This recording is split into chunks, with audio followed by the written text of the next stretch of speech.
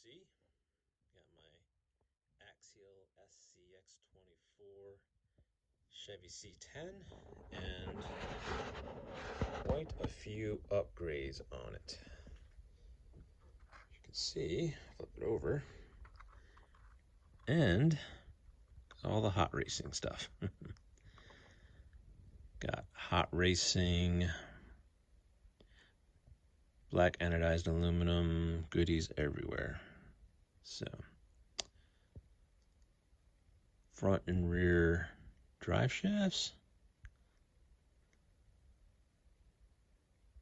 the long wheelbase suspension link setup.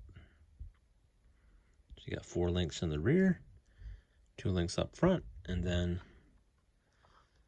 this V-shaped suspension part there,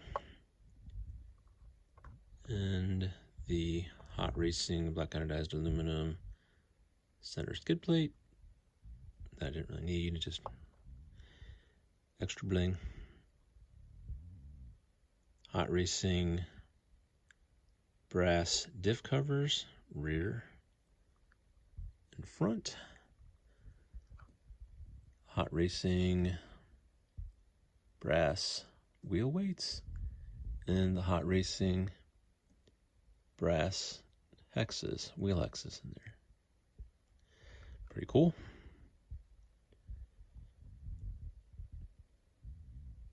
Yeah. Flip this thing over. All right.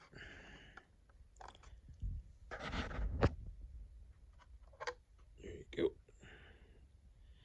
Went with some hot racing aluminum shocks that are adjustable. As you can see, I do have some preload on there. A little bit in the front,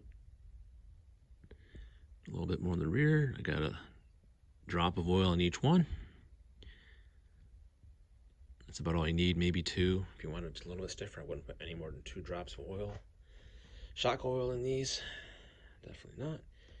If I was going to do one upgrade, it would be the shocks and maybe the wheel weights to get some weight down low.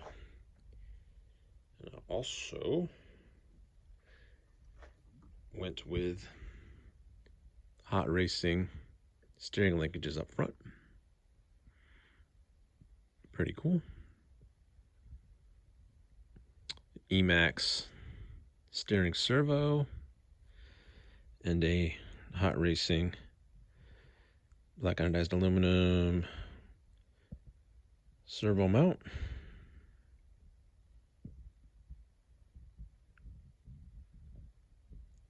I did use some Sharpies to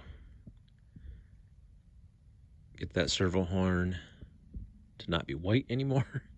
I wanted it to blend in with the rest of the chassis and everything else that's black on this thing, and the white just kind of really stood out, and it really didn't look scale at all. And so yeah, we had to make that. I definitely had to make that black. It looks so much better. So yeah, definitely.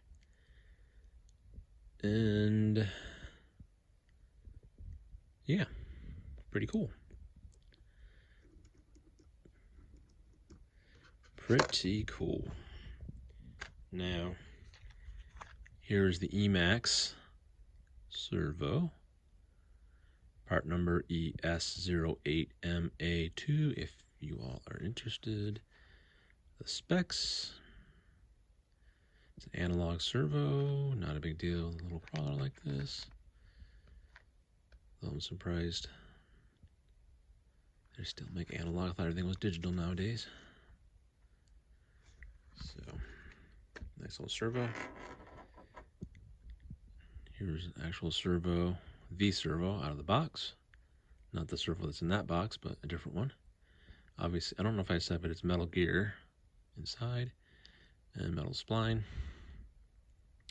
Now this one has become a spare because it was the first one that I tried to install, and I realized that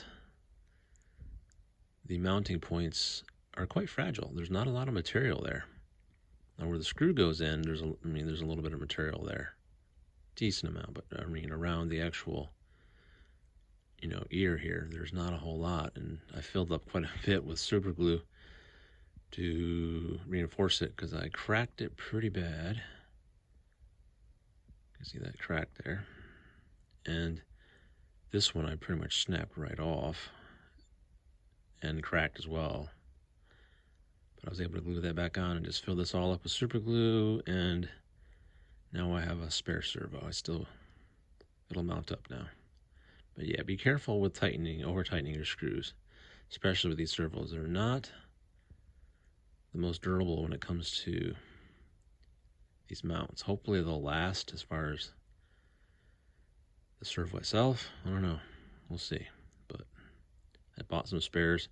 I do like that it's got lots of throw and a whole lot more torque than the stock. So I do like that.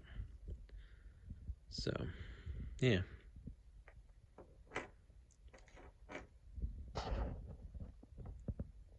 Beyond the Blue RC. Hope you enjoyed watching this video.